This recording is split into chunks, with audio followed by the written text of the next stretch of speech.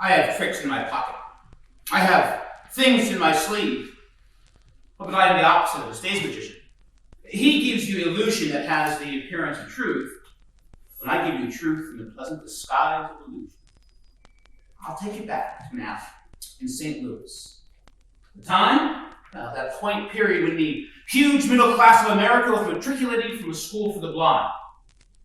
Their eyes had failed them, or they had failed their eyes.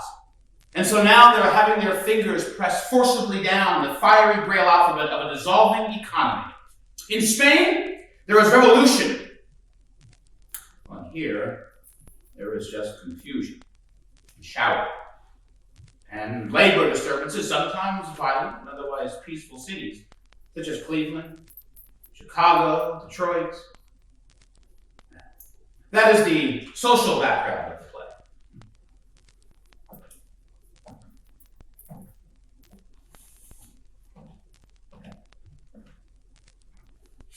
The play is memory, and being a memory play, it is delighting, sentimental. It is not realistic. In memory, everything seems to happen to music. That explains the fiddle in the wings. I am the narrator of the play, and I am also a character in it. The other characters are my mother, Amanda, my sister, Laura, and a gentleman caller who appears in the final scenes. Now, he is perhaps the most realistic character in the play, being an emissary from a world we were somehow set apart from. But having a poet's weakness for symbols, I am using this character as a symbol, as that long-delayed but always expected something that we live for. There is a fifth character in the play as well. He doesn't appear except for a picture hanging above our wall. Now please, remember, when you see this grinning gentleman, this is our father who left us a long time ago. He was a telephone man who fell in love with long distance. So he left the telephone business and skipped the light fantastic out of town. The last we heard from him was a picture postcard from the Pacific coast of Mexico. And a message containing 2 words. Hello, goodbye, and no address.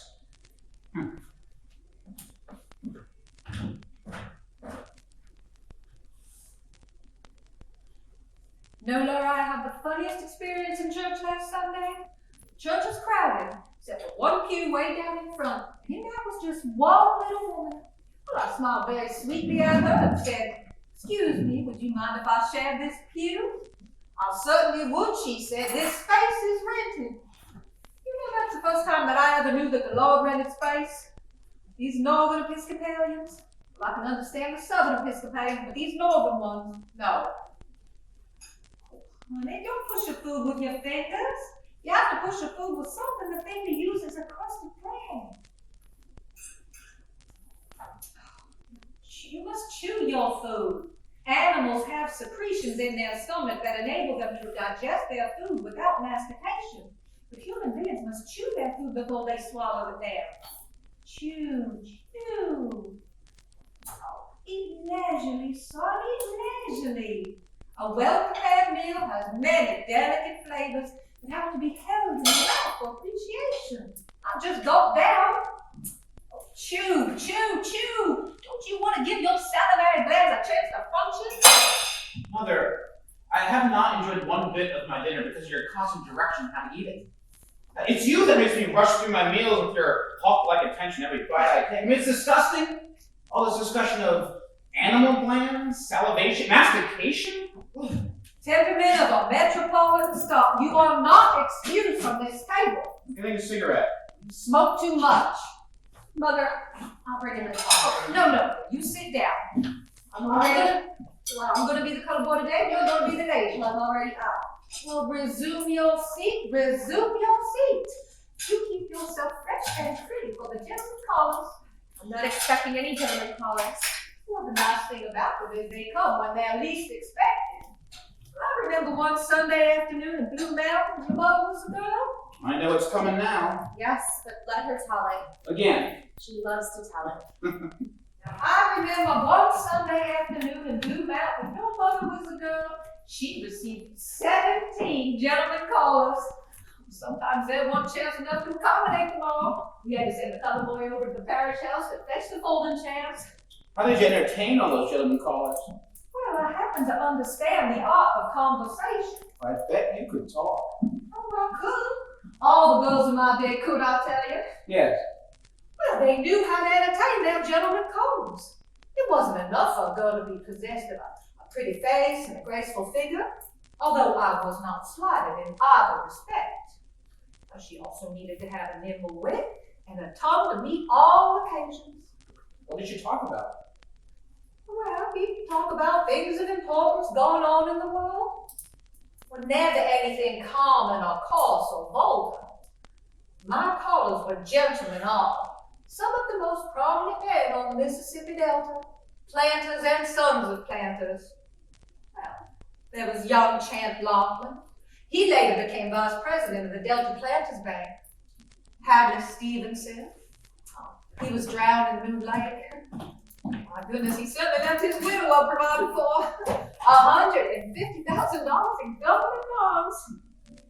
Oh, the Cottrell brothers, Wesley and Bates. Oh, Bates was one of my own bright particular beaux. Oh, he got the call without wild wainwright boy. They shot it out on the floor of the Moon Lake Casino. Bates was shot through the stomach. Died in the ambulance on the way to Memphis.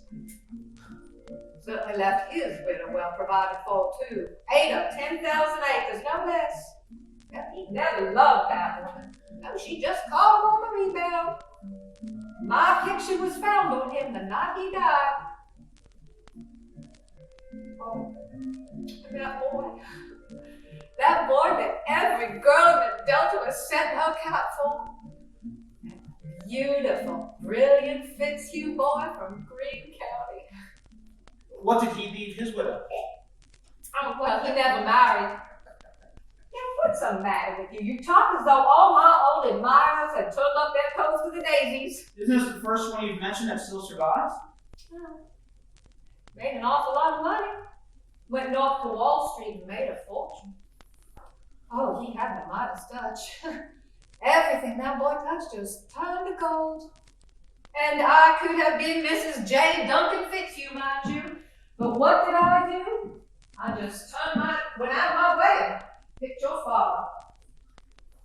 Mother, let me clear this table. No, dear. You go in front and study your typewriter chart and practice your shorthand a little. You stay fresh and pretty. It's almost time for our gentlemen callers to start arriving. Now, how many of you suppose we're going to entertain this afternoon? I don't believe we're going to entertain any, Mother. What? Not one? Not any? Oh, you must be joking. Not one gentleman caller?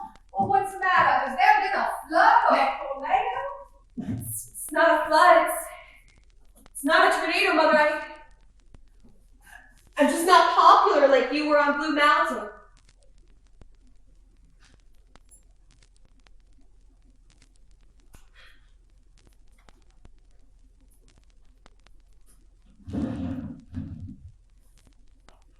Mother's afraid I'm going to be an old maid.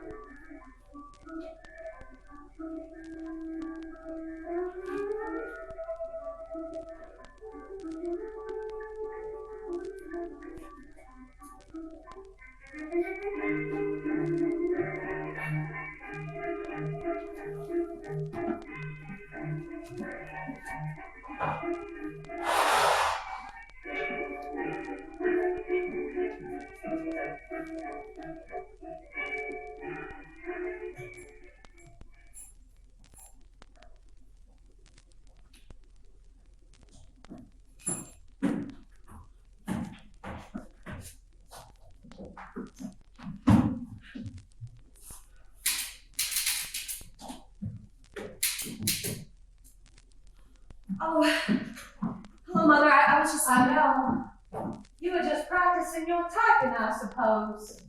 Yes. Deception, deception, deception. How was the DAR meeting, Mother? DAR? Didn't you go to the DAR meeting, Mother? No, I didn't go to any DAR meeting. I didn't have the strength. I didn't have the courage. I just wanted to find a hole in the ground and crawl in it, stay there the rest of my entire life. Why did you do that, Mother? Why? Why? How old are you, Laura? Mother, you know my age. I thought you were an adult, but evidently I was very much mistaken. Please don't stare at me, Mother.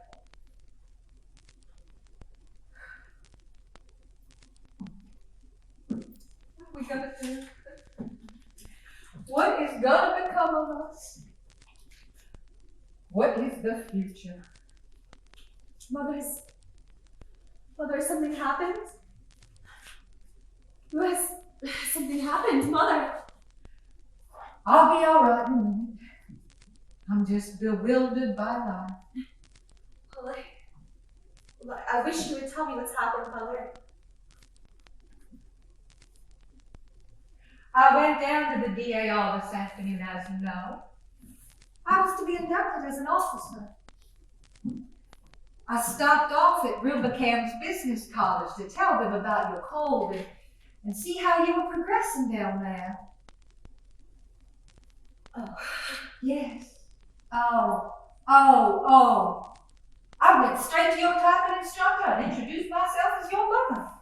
She didn't even know who you were. Wingfield, she said.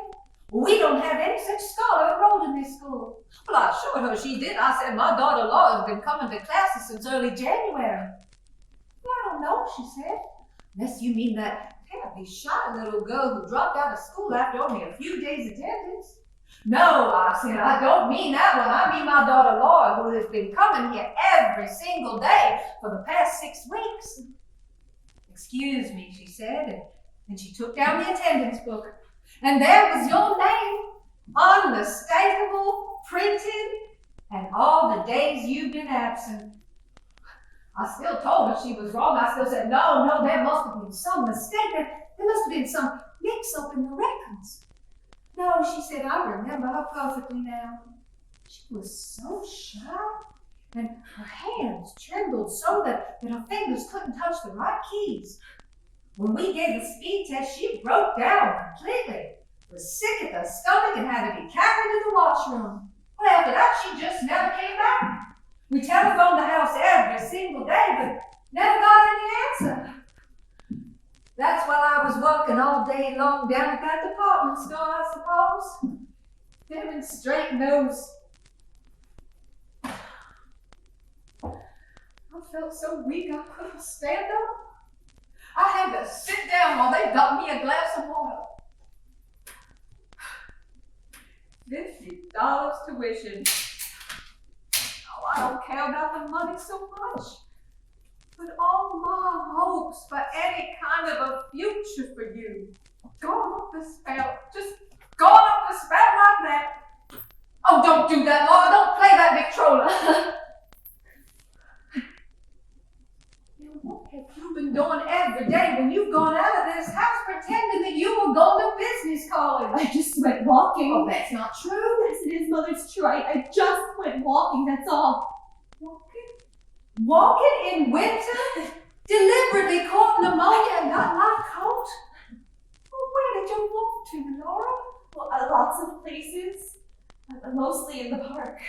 Even after you started catching that cold? It was the lesser of two evils, Mother. I couldn't go back there. I threw up on the floor. From 7:30 to after 5 every day. You mean you went walking in the park just because you wanted to make me think you were still going to Rubicane's Business College? It's not as bad as that, Mother. I went inside places to get warmed up. And inside where? Went in the art museum, the birdhouses at the zoo. I visited the penguins every day. Sometimes I did without lunch. I went to the movies. Lately, I've been spending my afternoons in the jewel box, that big glass house where they raise the tropical flowers. Did all that to deceive me? Just for the deception? Why? Mother, when you're disappointed, you get that awful, suffering look on your face, like the picture of Jesus' mother at the museum. Hush. I couldn't face it. I couldn't. So what are we gonna do now, honey, the rest of our lives? Just sit down in this house and watch the parades go by? Amuse ourselves with the Glass Menagerie. Play those worn-out records your father left us as a painful reminder of him? Can't have a business career? No, can't do that. That just gives us indigestion. What has it left us now but dependency all our lives? Oh, I know so well what happens to unmarried women who aren't prepared to occupy a position in life. I've seen such pitiful cases in the South. Barely tolerated spinsters, living on some brother's wife or sister's husband, tucked away in some little mousetrap of a room, encouraged by one in-law to just go on and visit the next in-law. Bird-like women without any means, keep a crust of humility all their lives. Is that the future we've mapped out for ourselves? I swear I don't see any alternative. And I don't think it's a very pleasant alternative. Of course, some girls do marry. But Miss Laura, haven't you ever liked some boy?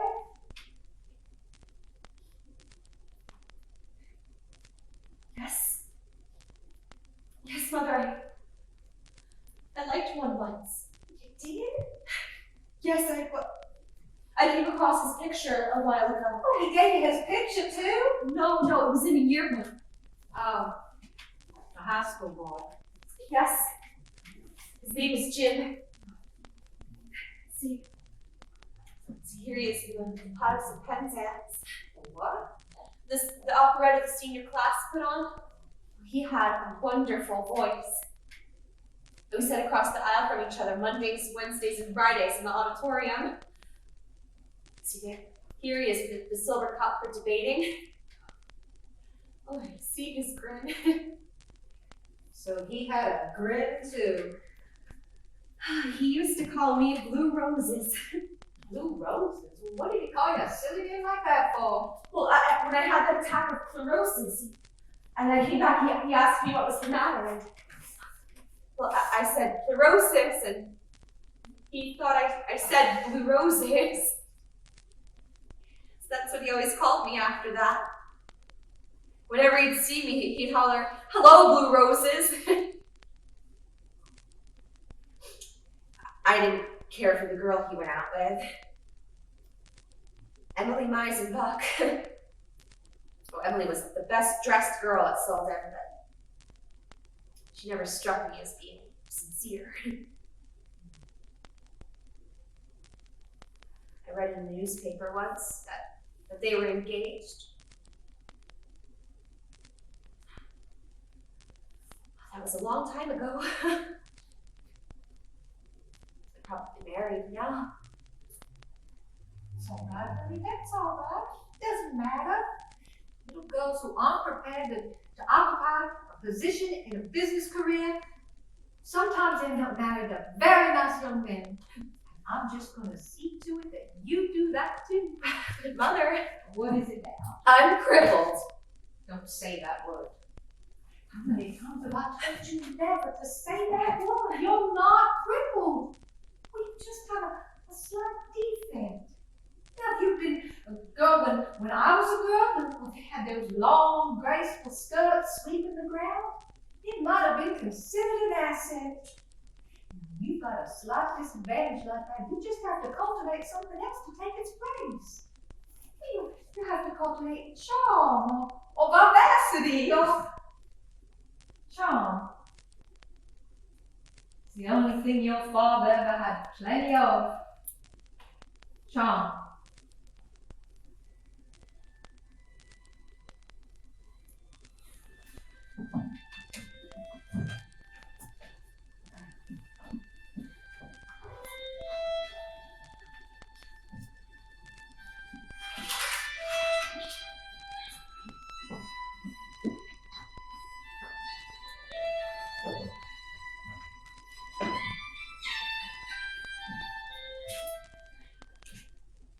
After the fiasco at Rubicam's Business College, the idea of getting a gentleman caller for my sister Laura began to play a more and more important role in my mother's calculations. It became an obsession. Like some archetype of the universal unconscious, the image of the gentleman caller haunted our small apartment. An evening at home rarely passed without some allusion to this image, this scepter, this hope. And even if he wasn't mentioned, his presence hung in my mother's preoccupied look and in my sister's frightened, apologetic manner. It hung like a sentence passed on the Wingfield. But my mother was a woman of action as well as words. She began to take logical steps in a planned direction. Late that spring, realizing that extra money would be needed to properly feather the nest and plume the bird, she began a vigorous campaign on a telephone, roping in subscribers to one of those magazines for matrons called the Homemaker's Companion. You know, the type of journal that features the serialized sublimations of ladies of letters who think in terms of delicate cup-like breasts, slim, tapering waist, rich, creamy thighs, eyes like wood smoked in autumn, fingers that soothe and caress like soft, soft strands of music, bodies as powerful as Etruscan sculpture.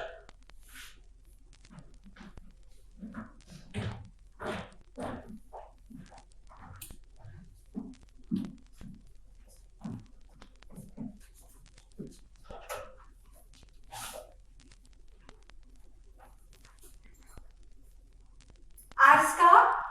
Well, this is Amanda Wingfield. Well, we missed you at the DAR last Monday. Now, first, how is that sinus trouble?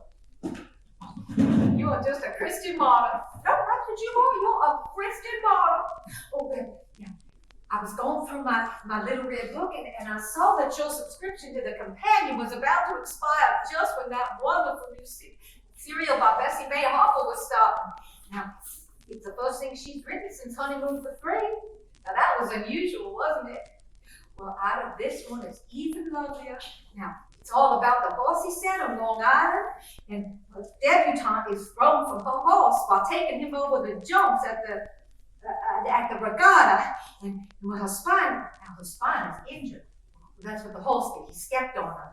And there is only one surgeon in the entire world who can keep her from being completely paralyzed, and that is the man she's engaged to be married to.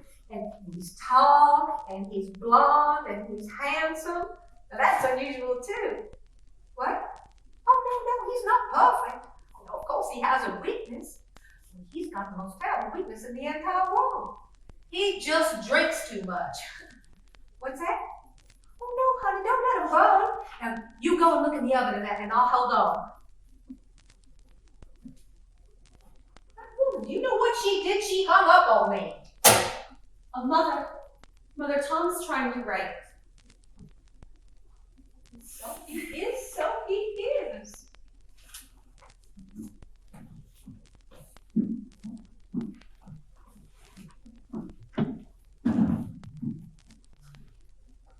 Now what are you up to? I'm trying to save your eyesight. You've only got one pair of eyes and you've got to take care of them. Now I know that Milton was blind, but that's not what made him a genius. Mother, will you please go away and let me finish my writing? Now why can't you sit up straight so your shoulders don't stick through like sparrow's wings? Mother, please, go busy yourself with something else. I'm trying to write. Now I've seen a medical chart, so I know what that position does to your internal organs here. Sit up and I'll show you.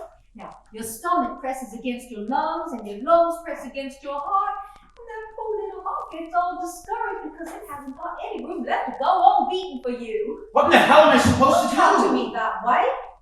What is the matter with you? Have you gone out of your senses? Yes, you've driven me out of them. What is the matter with you lately? You big idiot. Mother, I haven't a thing, not a single thing left in this house that I can call my own. Lower your voice. Yesterday you confiscated my books. You had the nerve to go into my Oh, room. I did. I took that horrible novel back to the library. That awful book by that insane Mr. Lawrence. Now, I cannot control the output of a diseased mind or the people who cater to them. I won't allow that filth in my house. No. House? Who pays the rent on this house? Who makes himself a slave to it? Don't you dare talk to me like that. No. Oh no, you're right. I mustn't say anything. I just gotta keep quiet and let you do all the talking. Oh, let me tell you something. I don't want to hear it. I'm going out. You will hear more. I am tired of your impudence, Tom Wingfield. And another thing, I am right at the end of my patience. What do you think? I'm not the end of that, Mother. Am I not supposed to have any patience to reach the end of? No, I know. It's unimportant to you. Know what I'm doing and what I'm trying to do. Having a difference between them? You don't think that. I think you're doing things you're ashamed of. That's why you act like this. I don't believe you go every night to the movies. Nobody goes to the movies night after night. Nobody in their right mind goes to the movies as often as you pretend to. Movies don't. People don't go to the movies at 12 midnight and movies don't let out at 2 a.m. Stumbling, muttering to yourself.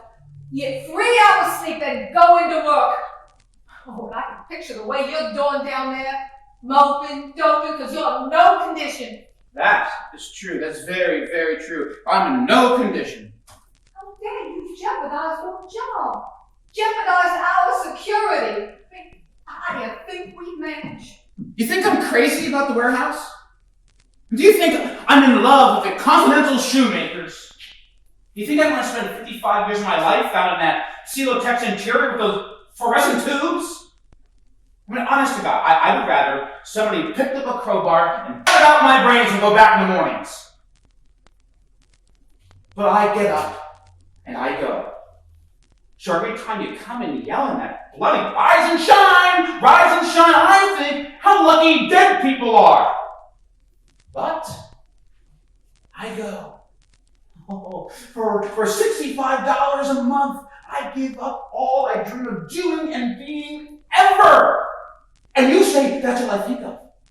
Oh God. My mother, if self is all that I thought of, then I would be where he is. Gone. As far as the system of transportation reaches. Please, don't grab at me, Mother. I'm not grabbing at you. I want to know where you're going. I'm going to the movies! Oh, I don't believe that lie. No? You're right. For once in your life, you're right. I am not going to the movies, Mother.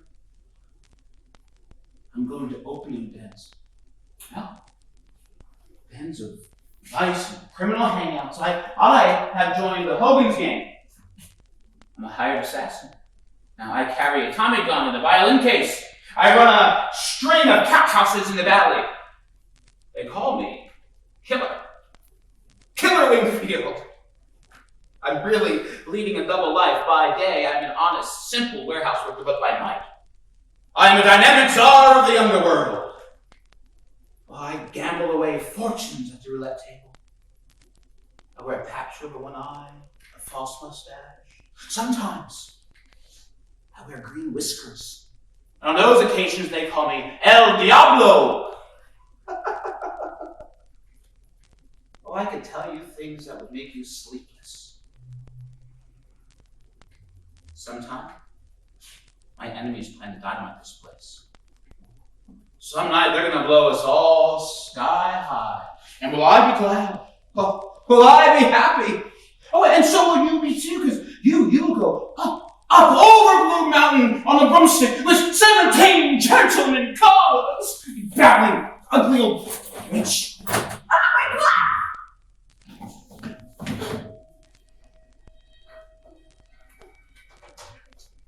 I will never speak to you again as long as you do. Unless you apologize to me.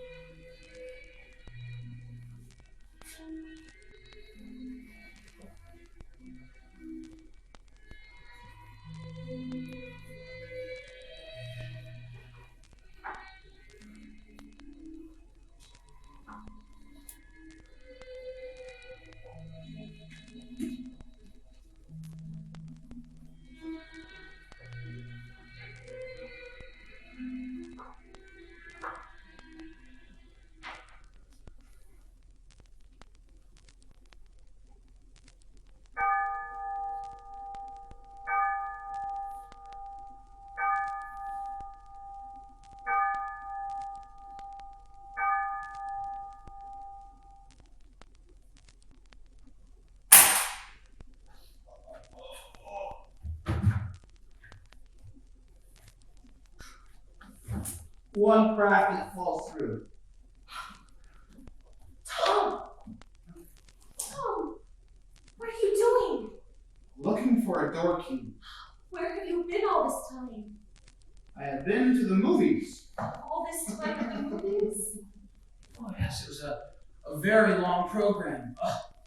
There was a Garbo picture, and a Mickey Mouse, and a travelogue, and a newsreel, and a preview of coming attractions. And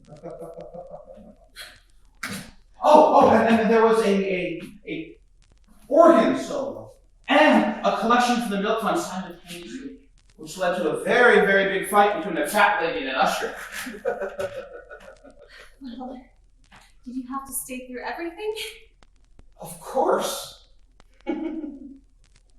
Oh, I almost forgot. There was this big stage show, and the headliner for the show was Malvolio the magician. Oh, he performed many tricks. Wonderful tricks, such as pouring water between different pitchers. First, it turned into beer. And then, it turned into wine. And then, it turned into whiskey. I know it was whiskey that it finally turned into because, well, he needed someone to come out of the audience and give him a hand. I went up. Both shows. It was Kentucky straight bourbon. He was a generous fellow. Gave souvenirs.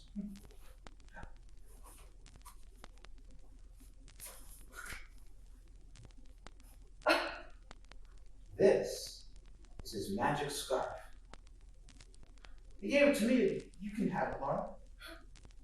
Now, you wave that over a canary cage, and it turns into a bowl of goldfish. You wave it over the bowl of goldfish, and they fly away canaries. But the most wonderfulest trick of them all, that was the coffin trick. Now, he had us come up and nail him up into a coffin. And he got out without moving one nail. Now that trick would come in handy for me. Get me out of this 2x4 situation I'm in. Tom, What? Why are you shushing me? you're gonna wake up Mother. Goody! We'll pay her back for all those random songs!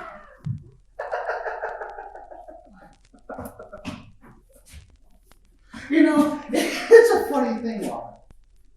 You know, it doesn't take much intelligence to get yourself nailed up into a coffin.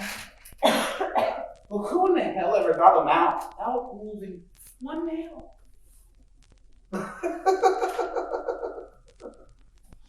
One nail.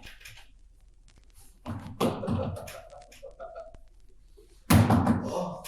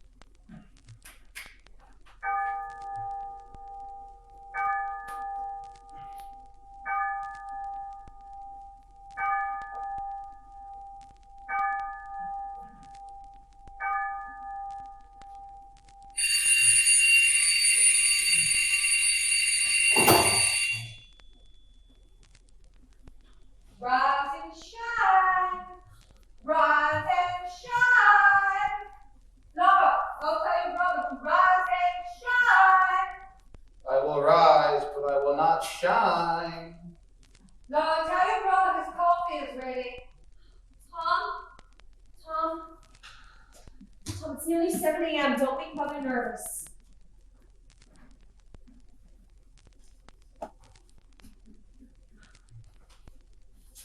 Tom? Tom? Speak to Mother this morning.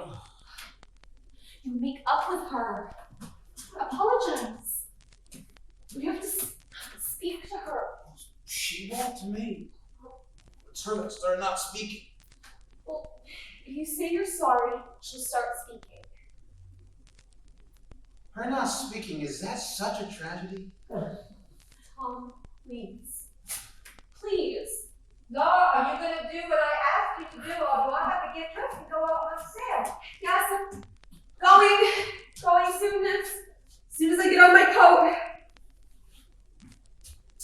Is it butter and what else? Just butter. Tell them to charge it. Mother, they make such faces when I do that. Sticks and stones can break our bones, but the expression on Mr. Garfinkel's face won't harm us. Tell your brother his coffee is getting cold. Do what I asked you. Will you? Will you, Tom? Go now. Just up, go I'm now. going. Barb? I'm all right. I fell. But I'm all right. I swear, if anybody ever falls down and breaks a leg on those 5 steps, that mailboat ought to be sued. Who are you?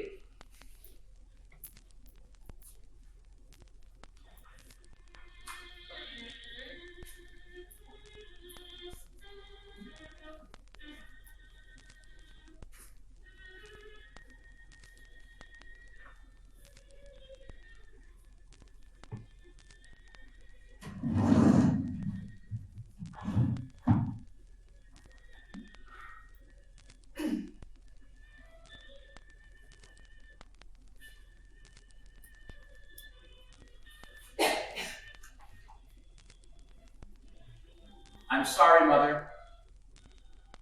I didn't mean the things I said. I apologize. I'm sorry. My devotion has made me a witch. And so I make myself hateful to my children. No, you don't. I worry so much. I don't sleep. Makes me nervous. I can understand that. You know I've had to put up a solitary battle all these years. But you're my right-hand bower. Oh, don't fail me. Don't fall down. Try, Mother. It's all right.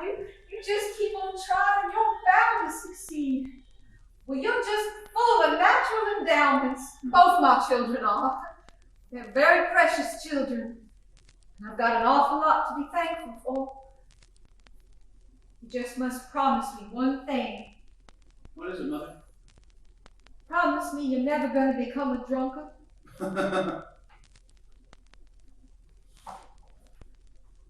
I promise, Mother. I will never become a drunkard, Mother. But that's what frightened me so, that you'd be drinking. Now, eat a bowl of Purina. No, just a coffee, thank you. Shred of wheat whiskey. Just a coffee. Now, you can't put in a day's work on an empty stomach. Now, you've got 10 minutes. Oh, don't go. Drinking too hot liquids makes cancer of the stomach. Creamy. No, thank you. I want it black. To cool it. I like it the way it is. Well, I know, but it isn't good for you. We have to do everything we can to build ourselves up. In these trying times we live in, all we have to cling to is each other. That's why it's so important. Tom, I sent out my sister so I could discuss something with you. If you hadn't spoken, I would have spoken to you. What is it you want to discuss? Laura.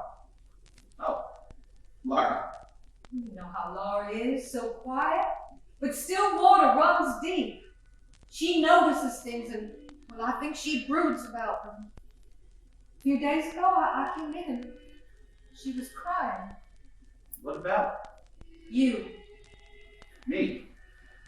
She has an idea that you're not happy here. Whatever gave her that idea? Is there any idea? However, you do act strangely. Oh, now, I'm not criticizing, understand that. I know your ambitions do not lie in the warehouse. And like everybody in the whole wide world, well, you've had to make sacrifices. But Tom, life's not easy.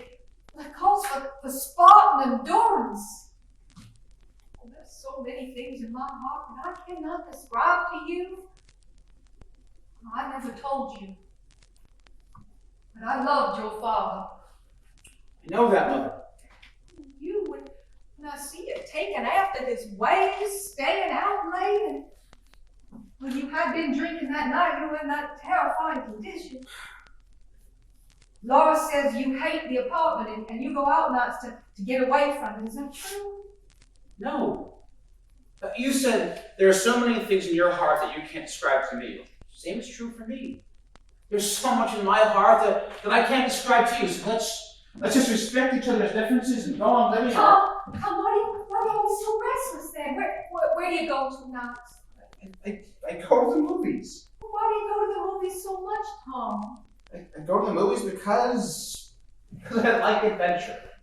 Adventure is not something I get much of at the warehouse, so I go to the movies. Tom, you go to the movies entirely too much. I like a lot of adventure.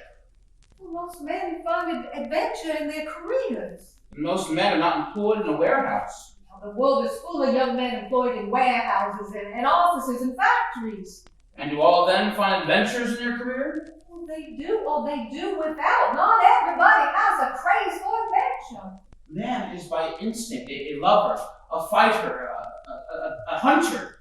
These instincts are not given much play down at the warehouse. Man is by instinct. Don't quote instinct to me. Instinct is something that people have gone away from. It belongs to animals. Well, Christian adults don't want it. What is it then that Christian adults want? Superior things of the mind and the spirit. Only animals have to satisfy instinct. Now, surely your aims are somewhat higher than theirs, than monkeys, pigs. I reckon they're not. You're joking. However, that's not what I wanted to discuss. I don't have the time to. You sit down. You want me to punch in the You've warehouse? got 5 minutes. Sit down. I want to talk about Laura. All right. What about Laura? You have to be making some plans and provisions for her. She's older than you. 2 years and nothing has happened. She just drifts along, doing nothing. Frightens me terribly how she just drifts along. I guess she's a type people call homegirls. There's no such type. And if there is, it's a pity. Unless the home is hers with a husband. What? I see that handwriting on the wall. It's plain as I see the nose in front of my face. It's terrifying. More and more you remind me of her father. He was out all hours without explanation, then left. Goodbye. And me with the bag to hold. I saw that letter you got from the Merchant Marines. I know what you're dreaming of. I'm not standing here blindfolded. Very well then do it. But not until there's somebody to take your place. How do you mean? I mean that as soon as Laura has somebody to take care of her, married, a home of her own, independent, well then you'll be free to go wherever you please. On land, on sea, wherever it takes you. But until that time, you've got to look out for your sister. Now, I don't say me because, well, I'm old and I'm tired. But I stay for your sister because she's young and dependent. But a business college? Dismal failure. Front looks so like a sick at the stomach. I took her over to the Young People's League at the church. Another fiasco. She spoke to nobody, nobody spoke to her. And all she does is with those pieces of glass and play those worn-out records. What kind of a life is that for a girl to lead? What can I do about it? Who becomes selfishness? Self is all you ever think. Now, where's your mother? I have to go. Tom, I haven't said what I wanted to ask you. Now, down at the warehouse, aren't there some nice young men? What? Yeah, well, there must be some. Oh, No. Now, find one that's clean living Mother. and doesn't drink and ask about the sister. No. Yeah, for sister to meet, to get acquainted. Will you, dear? Yes!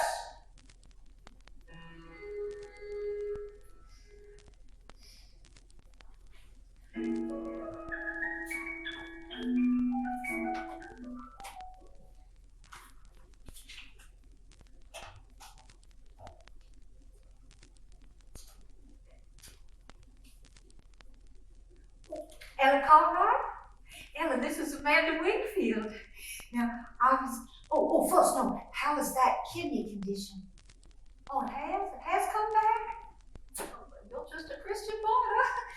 Well, I was going through my little red book and I noticed that your subscription to the Companion was about to run out just when that wonderful new serial about Bessie May Hopper was starting. Now, it's all about the Halsey settlement. Well, you have? You have read it? Well, how do you think it turns out? Oh, no, Bessie May Hopper never lets you down. Of course, we have to have complications. You have to have complications. Can't have a story without them. But Bessie May Hopper always leaves you with such an uplift. What's the matter, Ellie? You sound so mad. Oh, you mean because it's 7 o'clock in the morning? I forgot to never get up until 9. I forgot that anybody in the world was allowed to sleep in as late as that. I can't say any more than I'm sorry now, can I? Well, I mean, you're gonna take that subscription from me anyhow? Bless you, Ella. Bless you, bless you, bless you.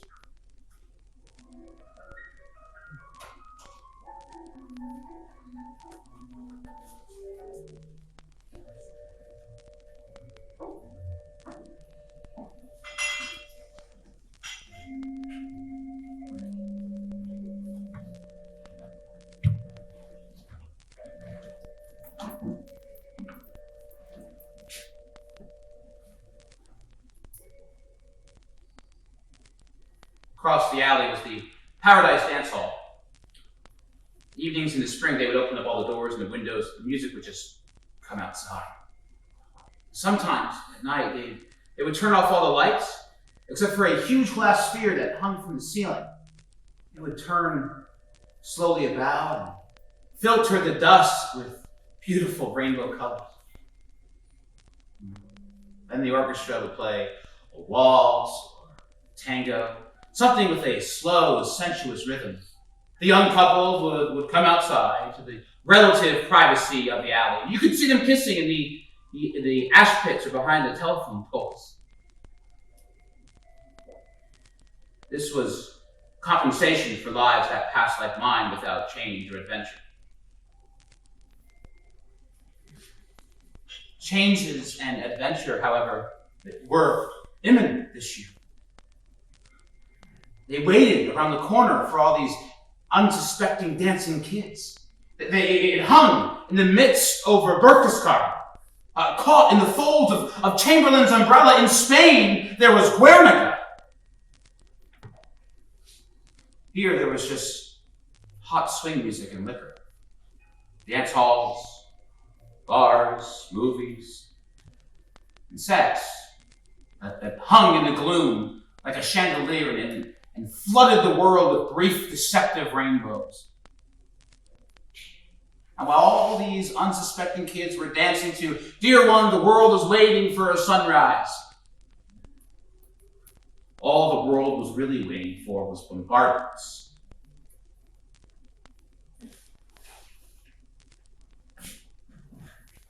Tom, where are you? On the terrace for smoke. You smoke too much.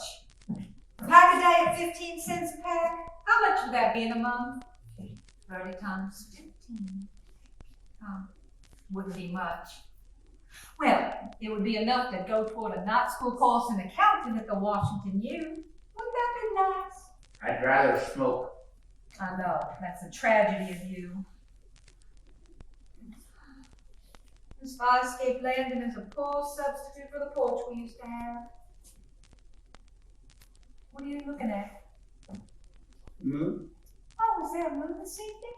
That's rising over Garfinkel's delicatessen. Oh, so it is.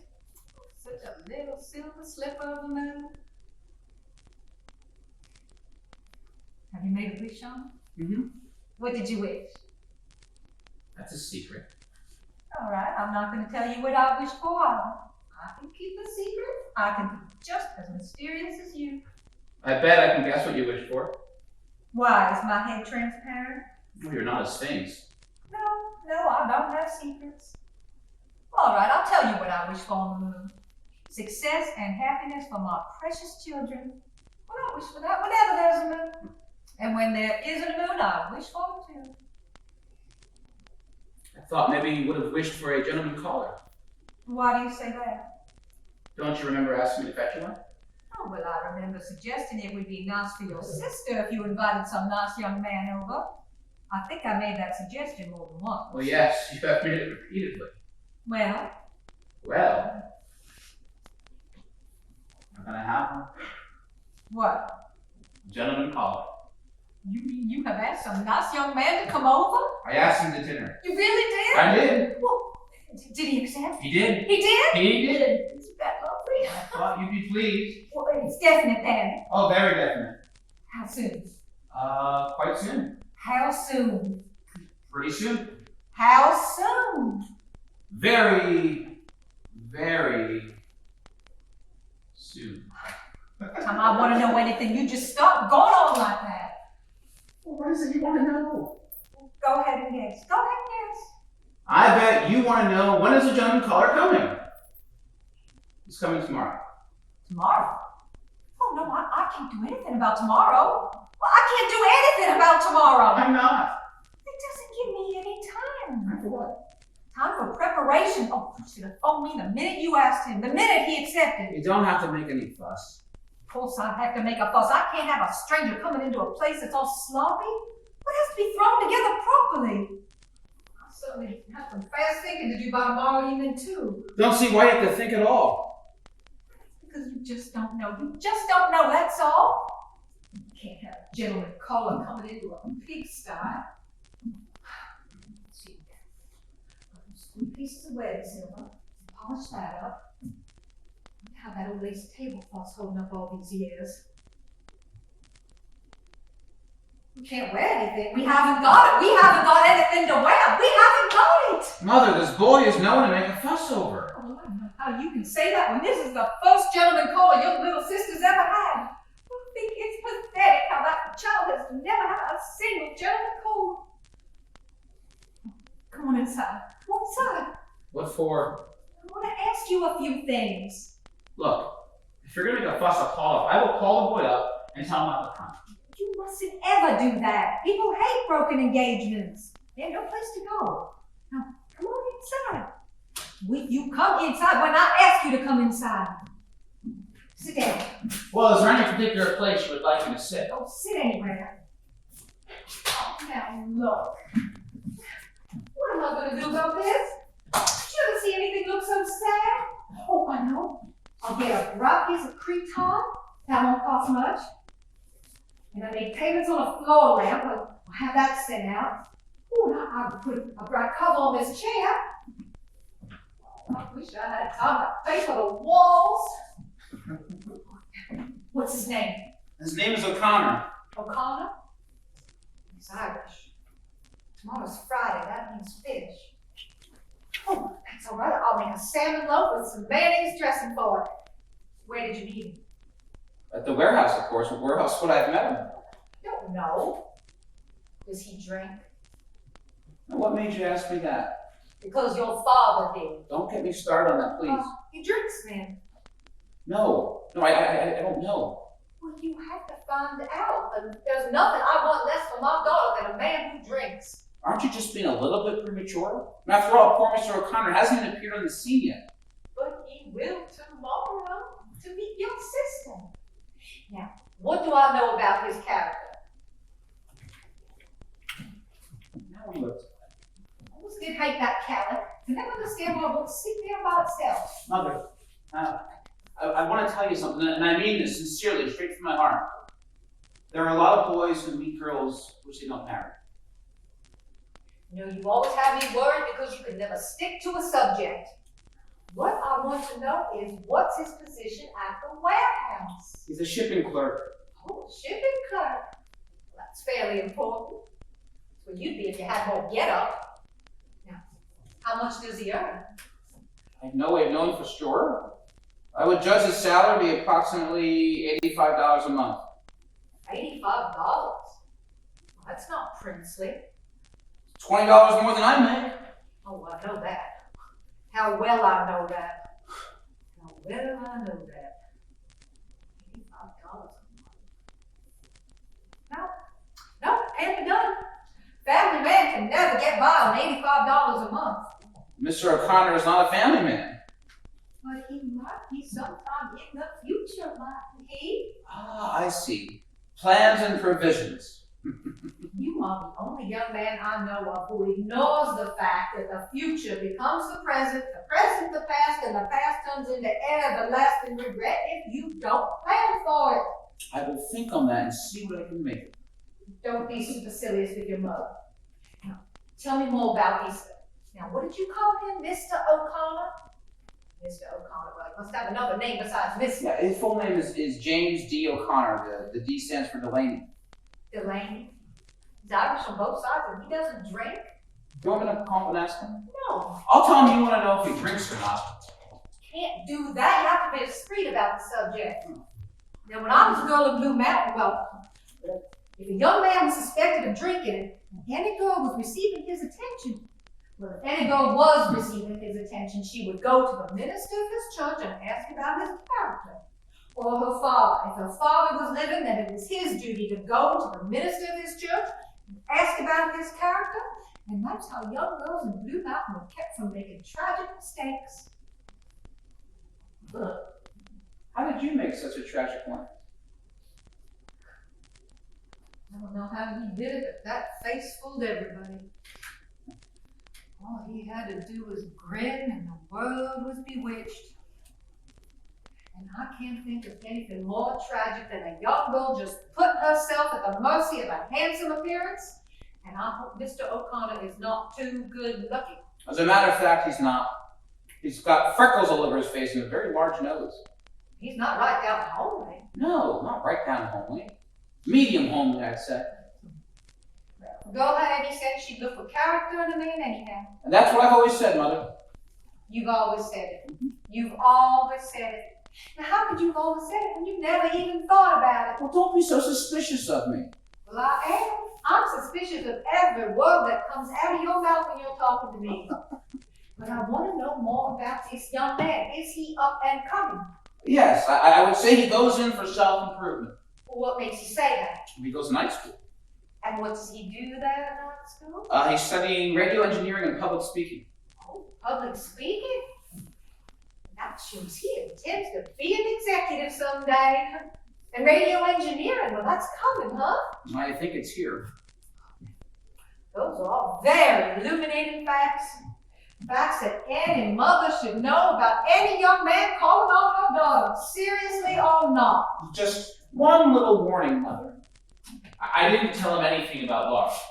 I didn't want to let on that we had dark, ulterior motives. I just said, hey, how about coming over for some dinner? He said, fine. That was the entire conversation. Oh, I bet it was. You know, sometimes you can be as eloquent as an oyster. However, when he sees how sweet and pretty that child is, well, he's going to be very glad he was asked over here to have some supper. Mother, just one little thing. You won't expect too much of Laura, will you? I don't know what you mean. Well, Laura seems all those things to us because we love her. She's ours, and we don't even notice that she's crippled anymore. Don't use that word. Mother, you have to face the fact she is. It's not all. What do you mean that's not all? Well, you know Laura's not like other girls. Yes, I do know that, and I think that difference is all in her favor, too. Well, not all. In the eyes of others, strangers, she's terribly shy. I mean, she lives in a world of her own, and those things make her seem peculiar to people outside this house. Don't use that word peculiar. Mother, you have to face the fact she is. I don't know in what way she's peculiar. Laura lives in a world of little glass animals, and she plays, old phonograph records, and that's about all. Laura! Laura! Yes, Mother? Well, let those dishes go and come in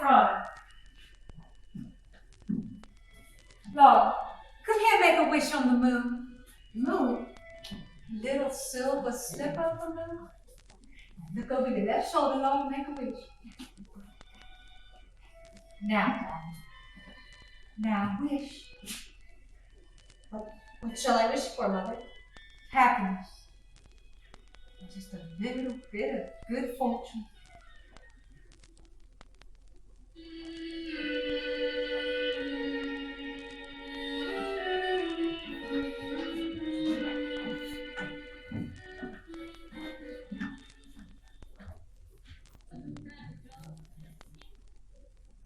And so the following evening, I brought Jim home to dinner. Now, I had known Jim slightly in high school. In high school, Jim was a hero. He had that tremendous Irish good nature and vitality, with the scrubbed and polished look of white china ware. He seemed to move in a continual spotlight. He was the a star in basketball, captain of the debate club, president of the senior class in the glee club. Oh, and he sang the male lead in the annual light opera. He was never just walking, he was always running or bounding. He was always just at the point of the defeating the law of gravity. Now, you would expect him to logically arrive at nothing short of the White House by the time he was 30. Well, apparently his speed had definitely slowed, because at this particular time, he was holding a job that was not much better than mine at the warehouse. And he was the only one at the warehouse with whom I was on friendly terms. I was valuable to Jim, as someone who could recall his former glory, who had seen him win basketball games and the silver cup in debating. He knew of my secret practice of retiring to a cabinet in the washroom when business was slack at the warehouse to work on my poetry. He called me Shakespeare. And while the other boys treated me with suspicious hostility, Jim took a humorous attitude toward me. And gradually, his attitude began to affect the other boys because their suspicious hostility wore away. So after a time, they began to smile at me too, as one may smile at an oddly fashioned dog that trots across their path at some distance. I knew that Jim and Laura had known each other in high school because I'd heard my sister Laura speak admiringly of Jim's voice. I didn't know if he would remember her or not, because in high school, Laura had been as unobtrusive as Jim had been astonishing. And if he did remember her, it wasn't as my sister. When I asked him over to dinner, he said, "You know, it's a funny thing, Shakespeare. I never thought of you as having folks." Well, he was about to discover that I did.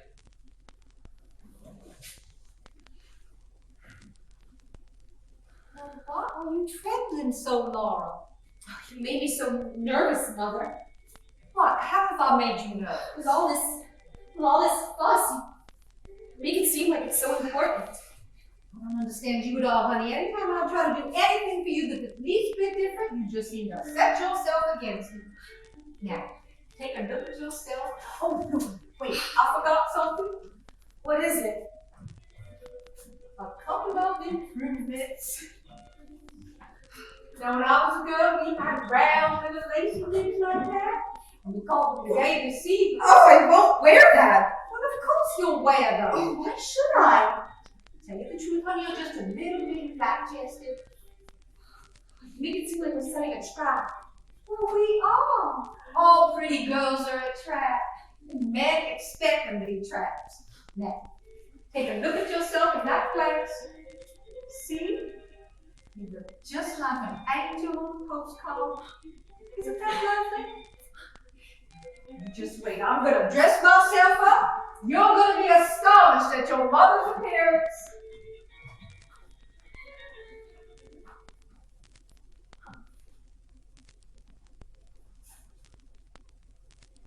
I found an old dress in the trunk. Oh, but what do you know? I had to do a lot to it. But it broke off when I had to let it out. Now, love, just look at your mother. Oh, sorry.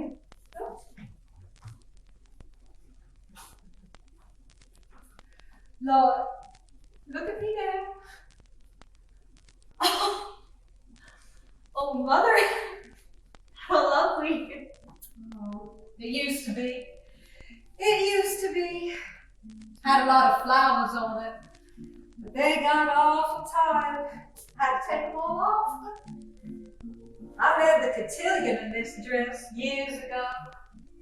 I wore the cakewalk twice at Sunset Hill. And I wore it to the governor's ball in Jackson. Oh, you should have seen your mother. You should have seen your mother, how she just sashayed around the ballroom, just like that. Had it on the day I met your father. I had malaria fever too. The change of climate from East Tennessee to the Delta weakened my resistance. Well, not enough to be dangerous, just enough to make me restless and giddy. It was lovely. Invitations poured in from all over. My mother said, you can't go anyplace. You've got a fever. You have to stay in bed. I said I wouldn't. And I took quinine and kept on going and going. Dances every evening. Long rides in the country in the afternoon. And picnics. Oh, that country. That country's so lovely. So lovely and male. Lacy with dogwood and flooded with jonquils. My mother said, you can't bring any more jonquils in this house. I said, I will, and I kept on bringing them in anyhow. Whenever I saw them, I said, wait, I see jonquils. And I'd make my gentleman callers get out of the carriage and help me gather some. Tell you the truth, it got to be kind of a joke. Look out, they'd say, here comes that girl, and we'll have to spend the afternoon picking jonquils. My mother said, you can't bring any more jonquils in the house. There aren't any more vases to hold them. It's quite all right, I said. I can hold some myself. Malaria fever, your father and jonquils.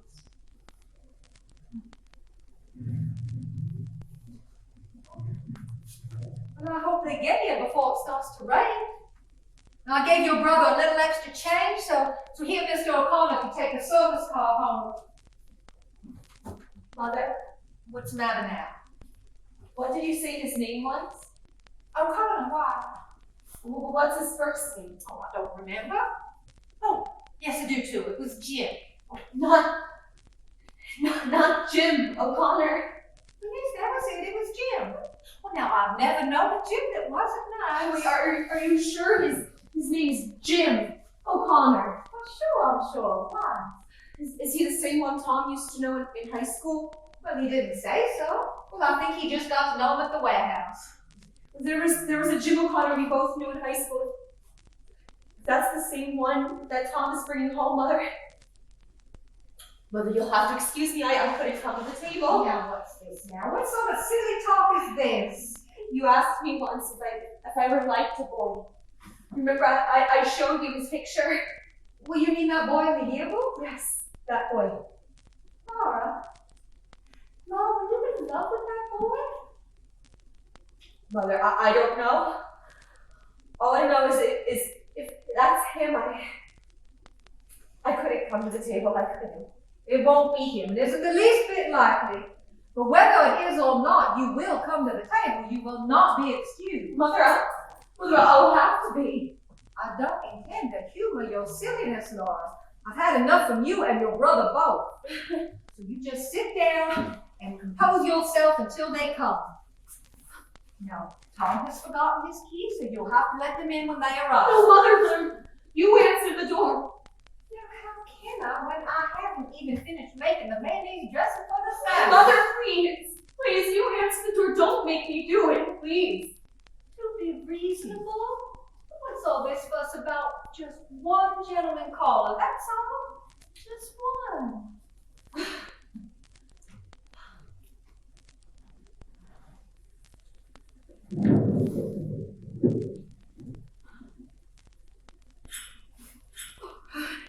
Oh, sweetheart, the door! Mother, you go to the door, please. What's the matter with you, you silly girl? Mother, please, you go to the door. Please. You've chosen this moment to lose your mind. You go to that door. I can't. Why can't you? I'm sick. You're sick. Am I sick?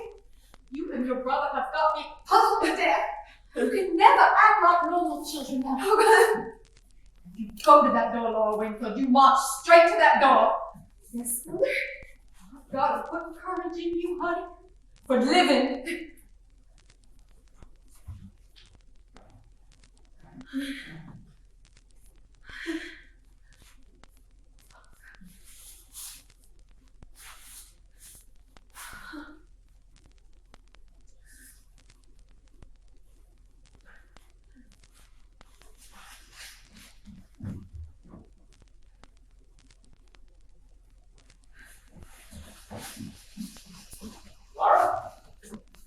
Laura, this is Jim. Jim, this is my sister Laura. I didn't know Shakespeare had a sister. How are you, Laura? How do you do? Well, okay. Your hand's cold, Laura. I was just playing the Victrola. Must have been playing classical music on it. You gotta play a little hot tune music to warm you up.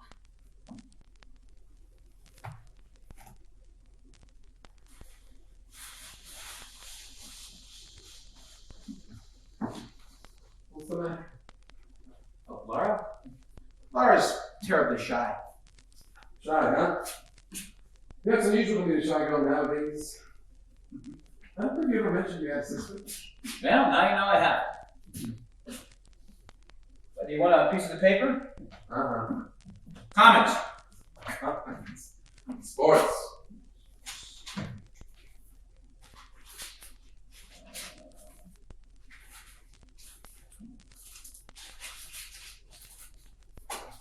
I see that Dizzy Dean is on his bad behavior. Really? Yeah. Where are you going? On the terrace for a smoke.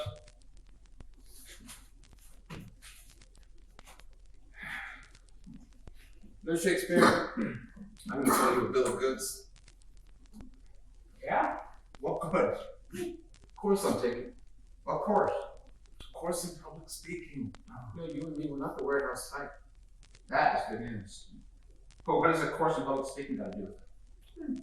It fits you for executive positions. I tell you, it's done a hell of a lot for me. In what respect? In all respects. Ask yourself, what's the difference between you and me and the guys in the office down front? Brains? No. Ability? No. Then what? Primarily amounts to just one single thing.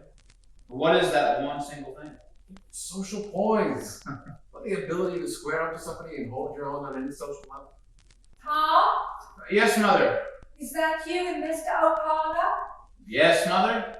Make yourselves comfortable. We will. Ask Mr. O'Connor if he'd like to wash his hands. No thanks, ma'am. I took care of that down at the warehouse.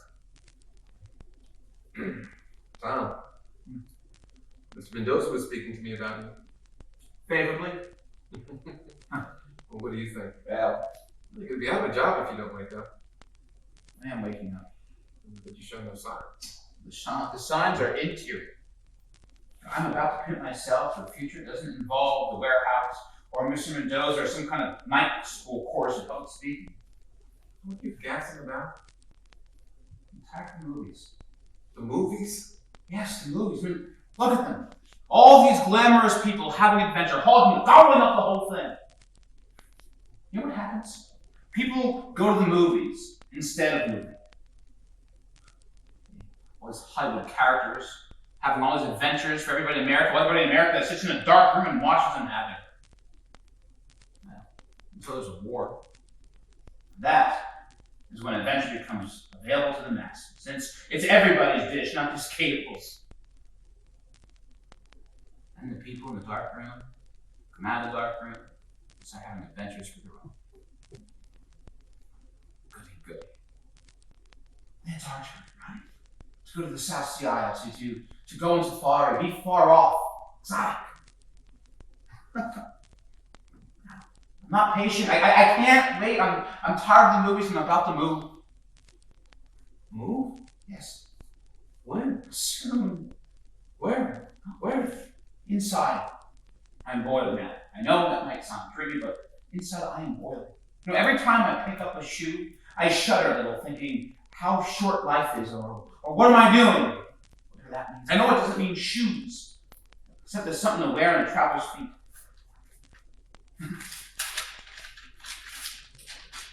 Look, What?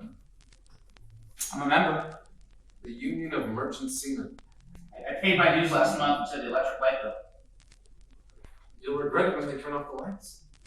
I won't be here. Yeah, but how about your mother? I am like my father. The bastard son of a bastard. You see how he grins? He's been absent going on 16 years. You're just talking, you dread. How does your mother feel about it? Shh. Mother is not acquainted with my plans. Tom, Yes, Mother. where are you all? We're on the terrace. Why don't you come in? Mother, you look beautiful. Do you know that's the first compliment you've ever paid me? Well, I wish you'd look pleasant when you're about to say something pleasant so I could expect it. Mr. O'Connor. Well, so this is Mr. O'Connor.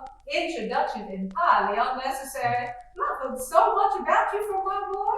Well, I finally said, Tom, good heavens, why don't you bring this paragon home to supper finally?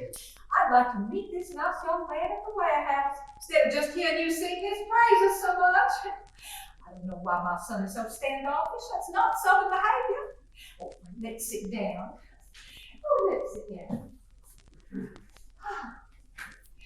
I think we could stand a little more air in here. Tom, why don't you leave the door open? Oh, so warm already. Not quite summer even. Oh, we're gonna burn up when summer really gets going. Oh, however, we're having a very light supper. Well, I think light things are better for this time of year. The same as light clothes are. Light clothes and light food are what warm weather calls for. You know our blood gets so thick during the winter. It takes a while for us to adjust ourselves when the season changes. Oh, but it's come so quick this year, I wasn't prepared. Already, summer heavens. Oh, well, I ran to the trunk and just pulled out this light dress. It's terribly old, historical almost. But it's so cool and feels so good. Mother, how about our supper? Oh, well, honey, you know our sister, supper's ready. You know sister is in full charge of supper. You tell her, you hungry boys are waiting for it. Where have you met Laura? Oh, well, she came to the door. Oh, she let you in? Yes, ma'am. Well, she's very pretty. Yes, ma'am. You know, it's rare for a girl as sweet and pretty as Laura is to be domestic. But Laura is, thank heavens, not only pretty, but very domestic. Oh, I'm not at all. Never was a bit. Well, I could never make a thing but angel food cake. Well, in the South, we had so many servants. Gone. All vestige of gracious living completely gone. Oh, I wasn't prepared for what the future brought me. See, all my gentlemen callers were sons of planters, and so I assumed that I would be married to one and raise my family on a large piece of land with plenty of servants. Man proposes and woman accepts the proposal. To vary that old saying, I married no planter. No, I married a man who worked for the telephone company. That gallantly smiling gentleman over there. A telephone man who fell in love with long distance. Now he tries and I don't even know where. Oh, what am I going on for about my tribulations? You tell me yours. Well, I hope you don't have any. Tom, Yes, Mother? what about that supper? Supper is on the table. Oh, so it is. How lovely. And where's Laura? Oh, Laura's not feeling too well. She thinks she better not come to the table. Laura? Yes, Mother? Mr. O'Connor. Thank you. We can't say grace till you come to the table.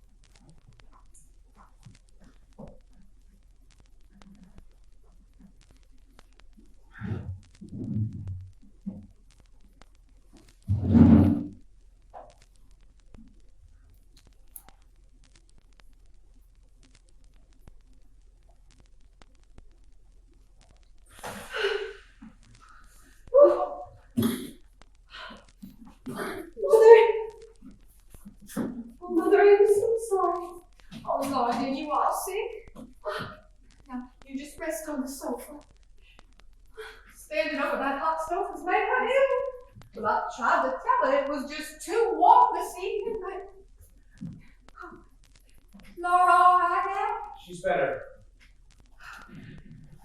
I suppose we're gonna get a little rain. Tom, you say grace. What? Well, what do we generally do when we're about to have something to eat? We say grace, don't we?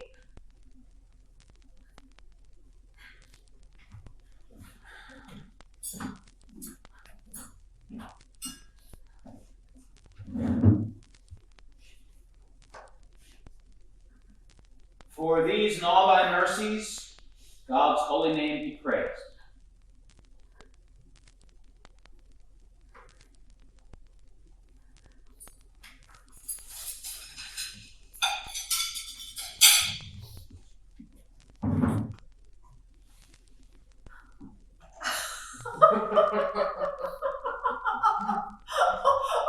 You know, Mr. O'Connor, I haven't had such a pleasant evening in a very long time. Well, Mrs. Wingfield, let me give you a toast. Oh, Here's to the old South. the old South. Hey, it's the light bulb. Where was Moses when the lights went out? Do you know the answer to that one, Mr. O'Connor? No, they didn't see answer to that. Oh, well, I heard one answer, but it wasn't very nice. Well, I thought you might know another. No, man. Oh, well, it's lucky I put those candles on the table. I just put them on for ornamentation, but it's nice when they prove useful, too. Yes, ma'am. Now, if one of you gentlemen can provide me with a match, we can have some illumination. I can, man. Well, I suppose it must be a burnt out fuse. Mr. O'Connor, do you know anything about a burnt out fuse? I know a little about them, man, but where's the fuse box? Oh, well, must you know that too? Well, it's in the kitchen. Now be careful, it's dark in there. Don't stumble over anything. Oh my goodness. Wouldn't it be awful if we lost him? Are you all right, Mr. O'Connor? Yes, ma'am. I'm all right. You know, electricity is a very mysterious thing. Well, the whole universe is mysterious to me. Now, wasn't it Benjamin Franklin who tied a key to a kite? You know, I'd like to have seen that. Oh, he might have looked mighty silly. You know, some people say that science clears up all the mysteries for us. Well, in my opinion, they just keep adding more. Haven't you found it yet? Yes, ma'am. I found it all right, but the fuses look okay to me. Tom, Yes, Mother. that light bill I gave you several days ago, the one I got the notice about? Yes, last month's light bill. You didn't neglect it by any chance. Well, I didn't. You did, I might have known it. Oh, maybe Shakespeare wrote a poem on that light bill, Mrs. Wingfield. Oh, well, maybe he did too, but I might have known better than to trust him with it. Oh, there's such a high price for negligence in the world today. Well, maybe the poem will win a $10 prize. Well, we're just gonna have to spend the rest of the evening in the 19th century before Mr. Edison found that master lamp. Well, candlelight is my favorite kind of light. Well, that shows you're romantic.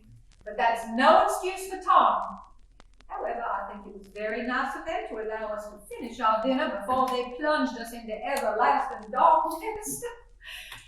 Tom, as a penalty for your carelessness, you can help me with the dishes. Oh, can I be some help, man? Oh, no, I couldn't allow that. I ought to be good for something. Oh, what did I hear? I just said I ought to be good for something. Well, that's what I thought you said. Well, Laura's all about her lonesome out front. Maybe you'd like to keep her company. Now, I can give you this lovely old candelabrum for a night. Melted a little out of shape when the church burnt down. We used to sit on the altar of the Church of the Heavenly Rest. Now, it was struck by lightning on the spring, and Gypsy Jones, who was holding a revival meeting in the village, said that the church was struck by lightning because the Episcopalians had started holding call parties right in the church. That's so, man. Oh, I never say anything that isn't so. I beg your pardon. Now, I'd like Lord to have a little dandelion wine. Do you think you can hold them both? I can try, man. Now, Tom, get into your apron. Yes, Mother.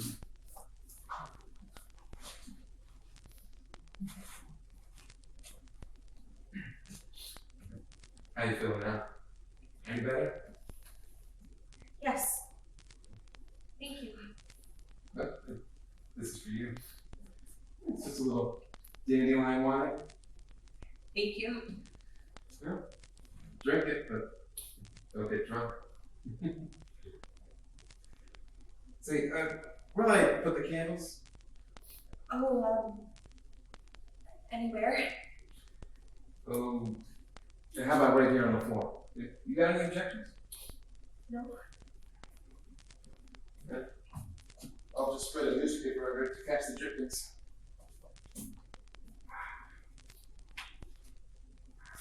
I like to sit on the floor. You mind if I do? No. Would you, give me a pillow? A what? A pillow? Oh.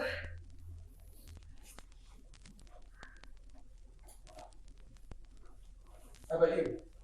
Would you like to sit on the floor? Yes, Well, why don't you? I will. Take a pillow.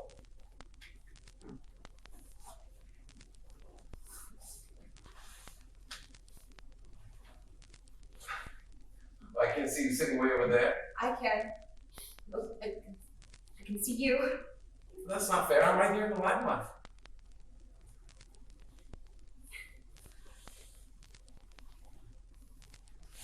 Good. So now I can see. You comfortable? Yes, thank you. So am I. I'm comfortable as a cow.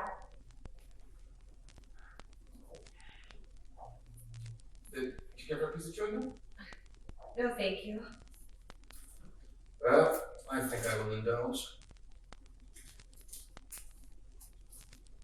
Jamie, think of the fortune made by the guy who invented the first piece of chewing gum? It's amazing, huh? You know that the Wrigley Building is one of the sights of Chicago? I saw it someone before last at the Century of Progress.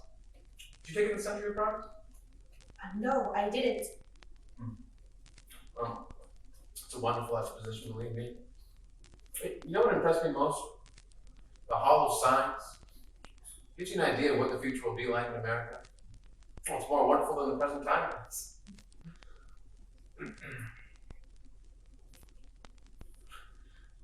So your brother tells me you're shy. Is that right, Mark? I don't know. I thought you'd be the old-fashioned type of girl. I think that's a wonderful type to be. I don't think I'm being too personal, do you? Mr. O'Connor? No. I think I will take a piece of gum if you don't mind.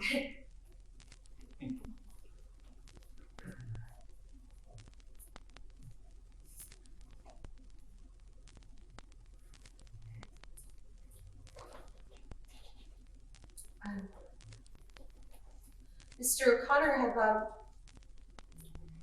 have you kept up with your singing? Me? Singing?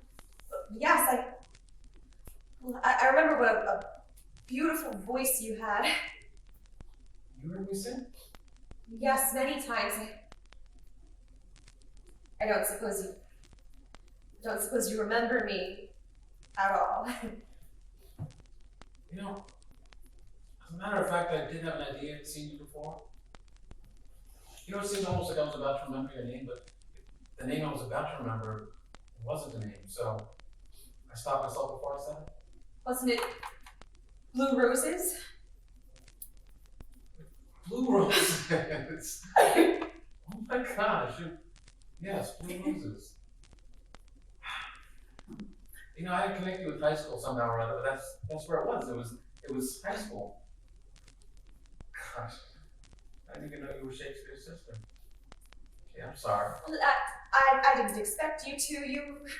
You barely knew me. Yeah, but we did have a speaking acquaintance. Yes, we spoke.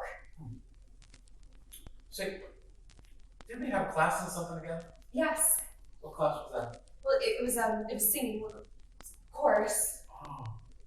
I sat across the aisle from you on Mondays, Wednesdays, and Fridays in the auditorium. I remember it. You were the one who always came in late. Yes. I had such a hard time getting upstairs. I had that brace on my leg that it clumped so loud. I never heard any clumping. To me, it sounded like thunder. I never even noticed. Everybody was seated when I came in. I had to go walking in front of all those people.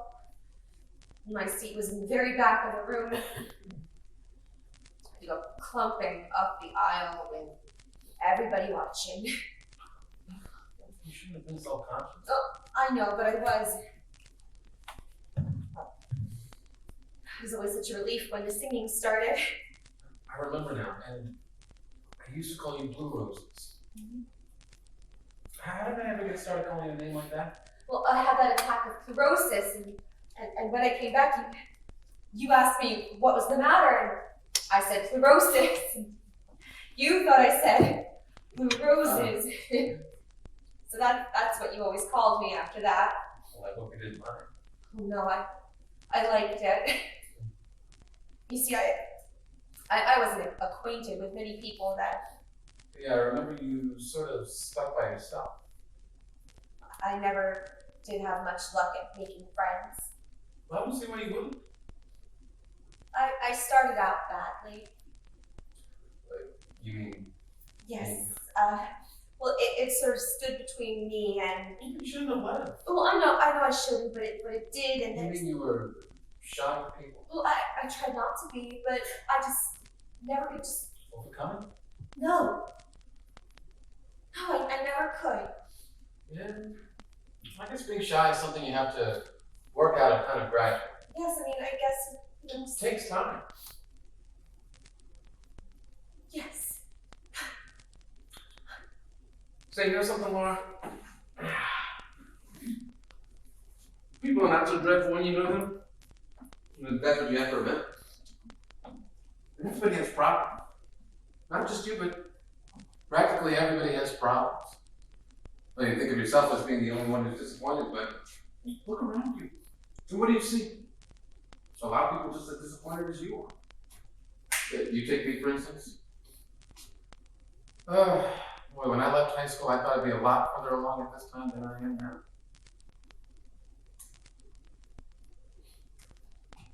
Say, hey, you remember that wonderful write-up I had on the torch?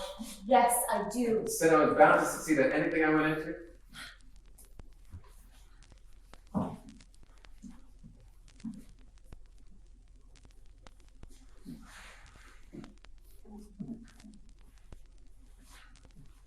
Holy jeez, the torch.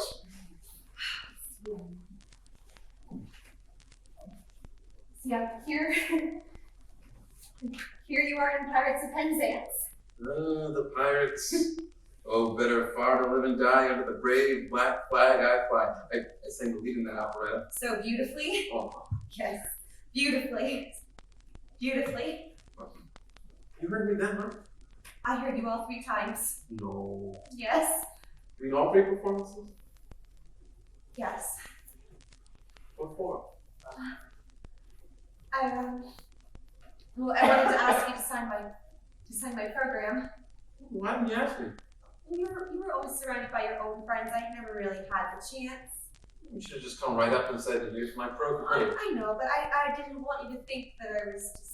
Then what? Oh, well, I was beleaguered by females in those days.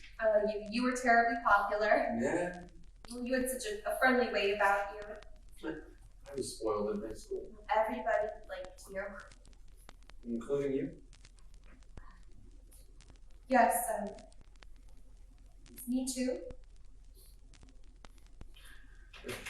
Give me that program, Laura.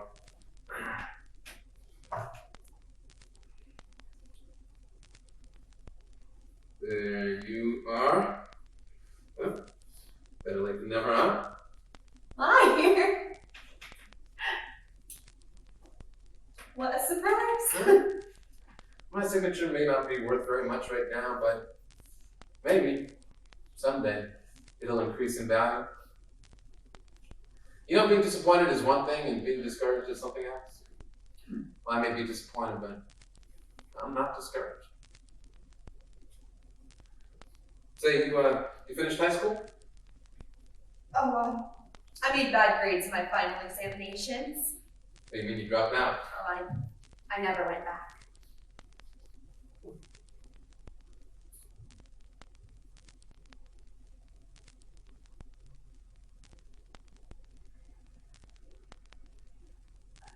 So, how is Emily Weissenbach getting along?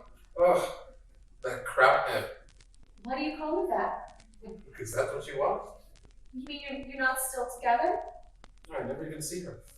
The personal section said you were engaged. I know, but I wasn't impressed by that propaganda. You mean it wasn't the truth? It was only true in Emily's optimistic opinion. Oh. So, what have you done since high school, huh? What? I said, what have you done since high school? Oh, nothing much. You must have been doing something all this time. Well, yes, Such as what? I took a business course at a business college. Oh, you did? How'd that work out? Well, not well. I had to drop out. It gave me indigestion.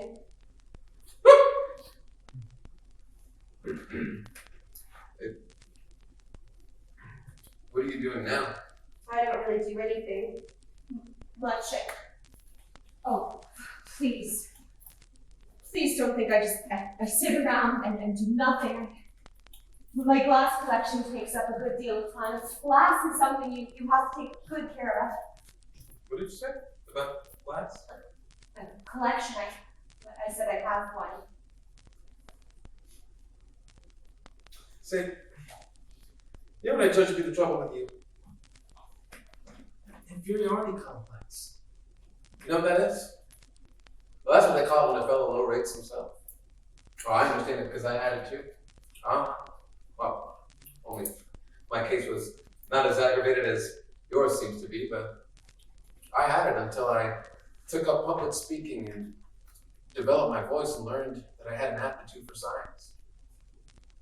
You know that until that time, I never thought of myself as being outstanding in any way whatsoever. Oh my. And I never made a regular study of it, mind you, but I have a friend who says I can analyze people better than doctors that make a profession of it. I don't claim that's necessarily true, but I can sure guess a person's psychology. Excuse me, Laura. I always take it out when the flavor is gone. I'll just wrap it up in a piece of paper. I know how it is when you get it stuck on a shoe. But, yeah, that's what I judge to be your principal trouble. A lack of confidence in yourself as a person. I'm basing that fact on a number of your remarks and certain observations I've made. For instance, that clumping you thought was so awful in high school. You say you dreaded to go upstairs even. You see what you did? You dropped out of high school, you gave up an education all because of a little clump. Which, as far as I can see, is practically non-existent. A little physical defect is all you have. It's hardly noticeable even. Magnified 1,000 times by your imagination. You know what my strong advice to you is? You've got to think of yourself as superior in some way. What way would I think? What? Man alive, Laura. Look around you a little. And what do you see? A world full of common people. All of them born. All of them gonna die. Now which of them has 1/10 of your strong points? Or mine? Or anybody else's for that matter? You see, everybody excels at some one thing. Well, some in many. You take me, for instance. Now, my interest happens to lie in electrodynamics. I'm taking a course in radio engineering at night school, on top of a fairly responsible job at the warehouse. I'm taking that course and studying public speaking. Oh my. Because I believe in the future of television. I want to be ready to go right along with it I'm planning to get in on the ground floor. I've already made the right connections. All that remains now is for the industry itself to get underway. Full steam, you know. Knowledge, zip. Money, zip. Power, bam. That's the cycle democracy is built on. I guess you think I think a lot of myself, huh? Oh, no. How about you? Isn't there some one thing you take more interest in than anything else? Yes, there is. Okay. Such as what? Well, I do have my glass collection, as I said. Well, you do. What kind of glass is it? Little articles of it, ornaments mostly. Most of them are tiny little animals made out of glass. The tiniest animals in the world. Mother calls them the Glass Menagerie. Well, here's an example of one if you'd like to see it. It's one of the oldest, he's almost 13.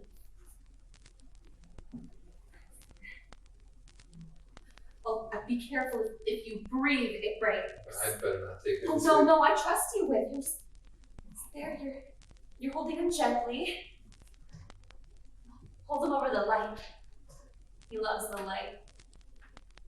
See how he shines? It sure does shine. And I don't like to be partial, but he's my favorite. Say, what kind of a thing is this one supposed to be? Haven't you noticed the little horn on his forehead? Oh, a unicorn, huh? Mhm.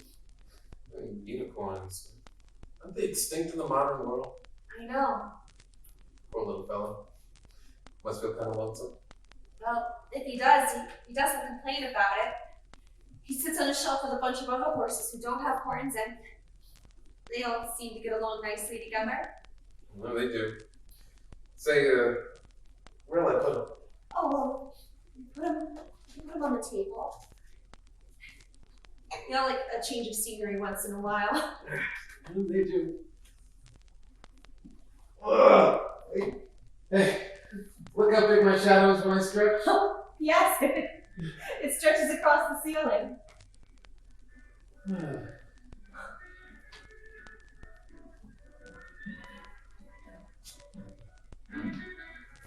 It stopped raining.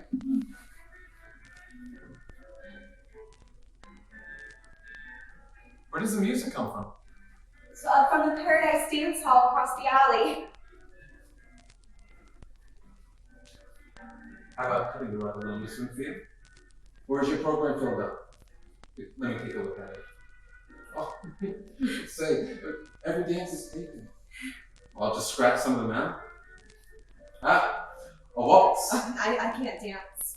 There you go, that inferiority. I've never danced before in my life. Come on, try. I'd step on you. I'm not made out of glass.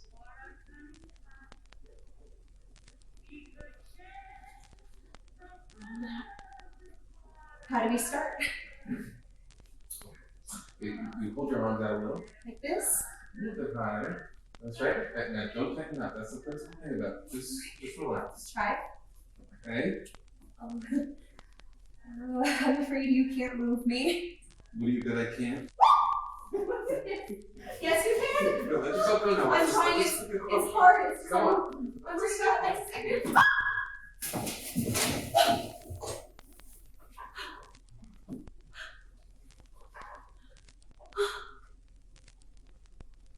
It doesn't matter. Maybe knock the little glass horse over. Yes. Is he broken?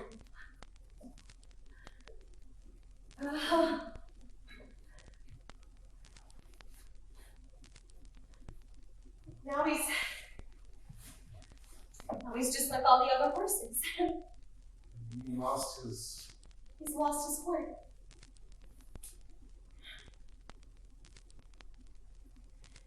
Doesn't matter. Maybe it's a blessing in disguise. I bet you don't forgive me. I thought that was your favorite piece of glass. I don't have favorites much. Besides, it's no tragedy. Glass breaks all the time. traffic jars the shelves, things fall off of them. So I'm awfully sorry for the cause of it. I'll just pretend he had an operation. The horns removed to make him feel less freakish. Now he'll feel more at home with all the other horses. On the shelf, the ones without the horns. I'm glad to see you have a sense of humor.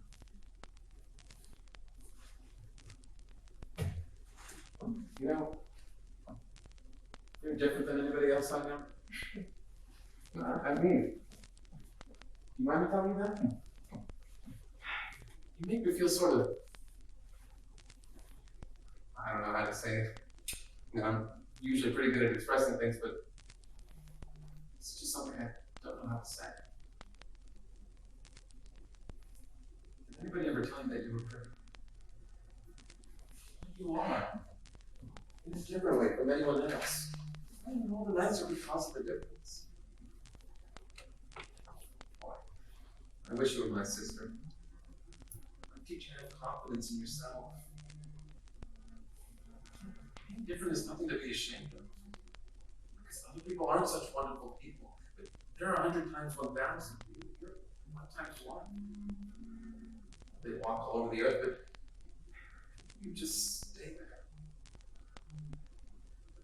They're as common as weeds, but you're blue roses. But blue is wrong for roses. It's right for you. You're pretty. In what respect am I pretty? In all respects. Your eyes, your hair,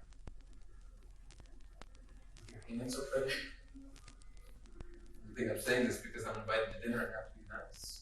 Well, I can do that. I can say a lot of things without being sincere. I'm talking to you sincerely. I happen to notice that you have this inferiority complex that keeps you from feeling comfortable with people.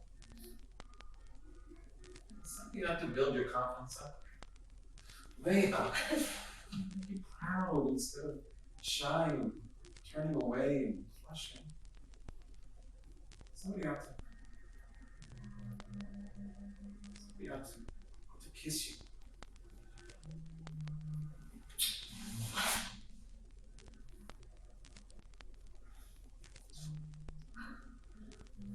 Gee, I shouldn't have done that.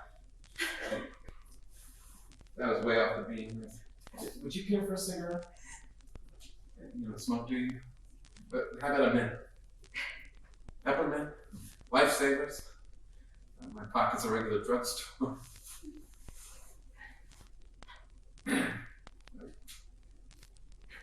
Laura, if I had a sister like you, I'd do the same things as Tom. I'd bring fellows home to meet you. Maybe I shouldn't be saying this. That may not have been the idea in having you open. But what if it was? There's nothing wrong with that. The only trouble is, in my case, I'm not in a position to. I can't ask for your number and say I'll phone. I can't call up next weekend and ask for a date. I thought I'd explain the situation in case you misunderstood and I hurt your feelings. You mean you won't call again? No, I can't. You see, I've got strings on me, Laura. I've been going steady. I go out all the time with a girl named Betty. She's a nice, quiet homegirl like you. And Irish and Catholic, and in a great many ways we get along fine. I met her last summer on a moonlight boat trip up the river to Alton, in the Majestic. Right away from the start, it was love. Oh, boy. Being in love has made a new man out of me. The power of love is pretty tremendous. Well, love is something that changes the whole world. Well, it happened that Betty's aunt took sick and she got a wire and had to go to some trolley. So naturally, when Tom asked me to dinner, I accepted the invitation, not knowing. Not knowing.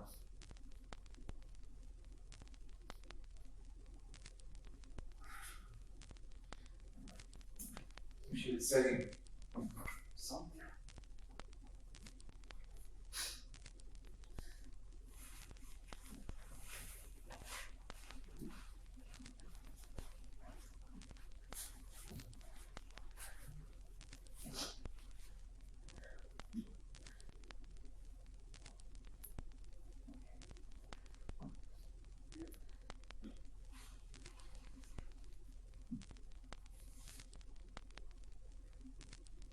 What are you doing that for? You want me to have it? What for? Souvenir. I'm coming, children. I thought you might like some liquid refreshments. Mr. O'Connor, have you heard that song about lemonade? Lemonade, lemonade, made in Shandon, stirred with the spade. That's good enough for any young lady. No, ma'am, I never heard of it. Well, why are you so serious, honey? Well, we were having a serious conversation. I don't understand modern young people at all. When I was a girl, I was gay about everything. Well, you haven't changed it, Mrs. Wingfield. Well, I suppose it's the gaiety of the occasion that has rejuvenated me. Used to the gaiety of the occasion. Oh! I baptized myself. Now, I found some cherries in the kitchen and I put one in each glass. You shouldn't have gone to all that trouble, man. There was no trouble at all. Didn't you hear us cutting up in the kitchen? I was so outdone with talk and not bringing you over sooner. But now that you found your way, I want you to come over all the time. Not just once in a while, but all the time. I think I'll go back in that kitchen. No, ma'am, please don't go. As a matter of fact, I've got to be going. Well, Mr. O'Connor, it's only this shank of the evening. You know how it is. You mean you're a young working man and you have to keep working man's hours? Yes, ma'am. Well, we'll let you off early this time, but only on the condition that you stay later next time. Much later. Now, what night's best for you? Saturday? As a matter of fact, I've got a couple of time clocks to punch Mrs. Wingfield, one in the morning and one at night. Aren't you ambitious? You work at night too? No, ma'am, not work. But Betty. Betty? Who's Betty? Oh, just a girl. The girl I go steady with. You mean it's serious? Oh, yes, ma'am. We're going to be married the second Sunday in June. Oh. Tom didn't say anything at all about you're going to be married. Well, the cat's not out of the bag at the warehouse yet. You know how they are. They call you Romeo and stuff like that. It's been a wonderful evening, Mrs. Wingfield. I guess this is what they mean by Southern hospitality. Nothing at all. Hope it doesn't seem like I'm rushing off, but I promised Betty I'd pick her up at the Wabash Depot, and by the time I get my jalopy down there, her train will be in. Some women are pretty upset if you keep them waiting. Yes. I know all about the tyranny of women. Well, goodbye, Mr. O'Connor. I wish you happiness and good fortune. You wish him that too, don't you, Laura? Yes, Mother, I do.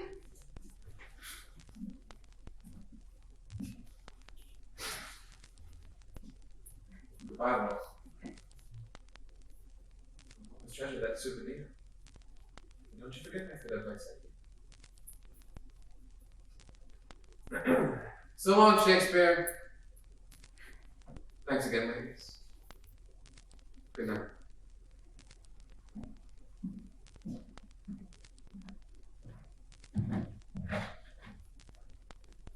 Well, things have a way of turning out so fast. Oh, I don't believe I would play that Victrola. Well, gentleman caller was engaged to be married. Tom? Yes, Mother? Come out here a minute. I want to tell you something very funny. Has the gentleman caller gotten away already? Our gentleman caller has made a very early departure. And that was a nice joke you played on us, too. How do you mean?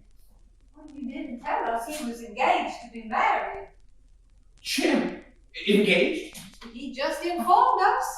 I'll be jiggered, I didn't know. Well, that seems very peculiar. What's so peculiar about it? Didn't you tell me he was your best friend down at the warehouse? Yes, he is, but how did I know? Well, it seems very peculiar that you didn't know your best friend was engaged to be married. The warehouse is the place where I work. That's where I know things about people. You don't know things anywhere. You live in a dream. You manufacture illusions. Where are you going? Where are you going? Where are you going? Going to the movies. Oh, wow. Haven't you had us make such fools of ourselves? The effort, the preparation, all the expense, the new floor lamp, the rug, the clothes galore, all for what? To entertain some other girl's fiancé? Oh, go to the movies, go! Don't even think about us. A mother, deserted, an unmarried sister who's crippled and has no job. Don't let anything interfere with your selfish plans. Just go! Go to the movies! All right. I will. And the more you yell at me about my selfish pleasures, the quicker I'll go. And I won't go to the movies either. Go to the movies, you selfish dreamer!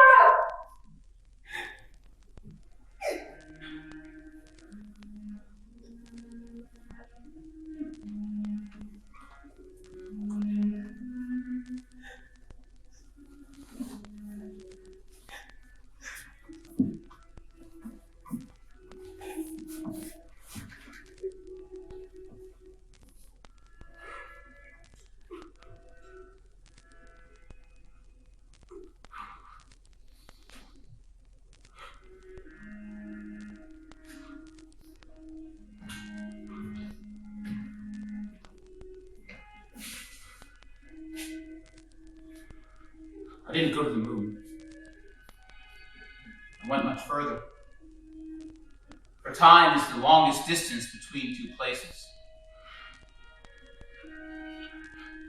I left St. Louis, and I descended these steps of this fire escape for the last time, and followed from then on in my father's footsteps, attempting to find in motion what was lost in space. Travel around a great deal. The cities, they swept about me like dead leaves. Leaves that were brightly colored but torn away from the branches. I would have stopped. Something kept pursuing me. It caught me by surprise. Perhaps it was a familiar bit of music. Perhaps it was just a tiny piece of transparent glass. Perhaps I'm walking along a street in a strange town before I have found companions, and I come across a shop, light window of a shop, where perfume is sold. And that window is full of delicate little bottles, tiny glass bottles. Beautiful colors like bits of a shattered rainbow. Then all at once, my sister reaches out and touches me on the shoulder, and I turn and look her in the eyes.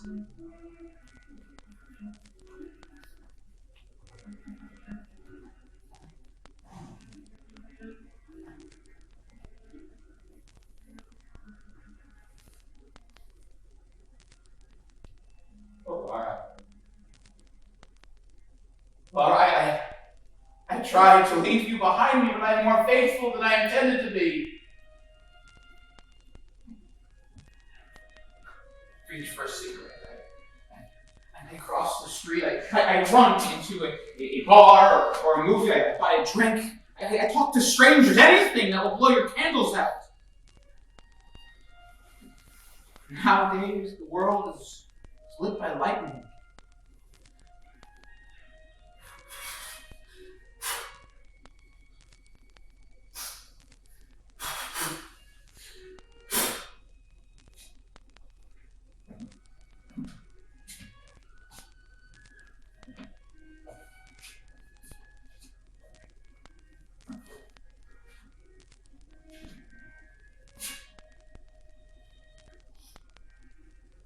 Blow out your candles, Laura.